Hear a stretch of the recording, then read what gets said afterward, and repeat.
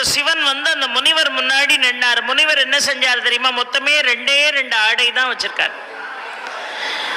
அந்த 2 ஆடையில ஒண்ணு கட்டி இருக்காரு, இன்னொரு ஆடையை துவைச்சு காய போட்டிருக்காரு. முழுக்க முழுக்க கந்தல்.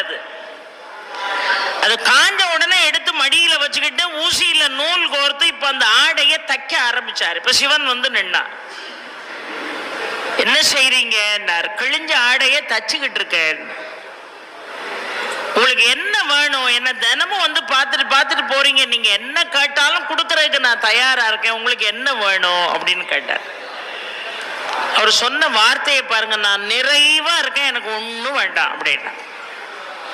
தினமும் உன்னை பார்க்கிறேன், அதை விட எனக்கு வாழ்க்கையில என்ன வேணும்? எவ்வளவு நிறைவாக இருக்கிறேன் தெரியுமா? அந்த பாக்கியம் யாருக்காவது உண்டா? இந்த இடத்துல நம்மளை கொஞ்சம் நாம நினைச்சு பார்க்கணும். எப்ப கோயிலுக்கு வந்தாலும் இவ்வளவு பெரிய கோரிக்கையை எழுதிக்கிட்டே வரமே. குடியிருக்கிறதுக்கு ஒரே ஒரு வீடு போதும், அவன் பாவண்டு கொடுப்பான் நமக்கு, அதோட சும்மா இருக்க மாட்டோம். போதும் என்ற மனமே பொன் செய்யும் மருந்து. இருப்போமா?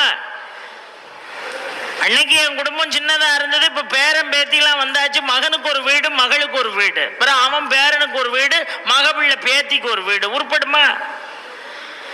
ஆசை நம்மளை விட்டு போகவே போகாது.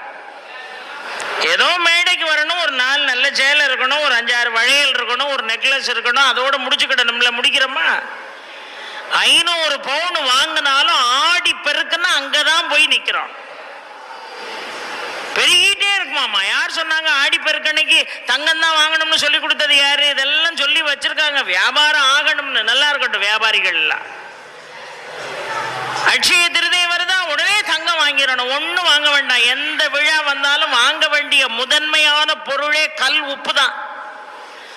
அது ஆடிப்பெருக்கா இருந்தாலும் சரி, அது அட்சய திருதியா இருந்தாலும் சரி, அது தீபாவளியா இருந்தாலும் சரி, நீங்க முதல்ல வாங்க வேண்டியது கல் உப்பும் விரலி மஞ்சளும் தான் வாங்கி பூஜையில கொண்டு வந்து வைக்கணும்.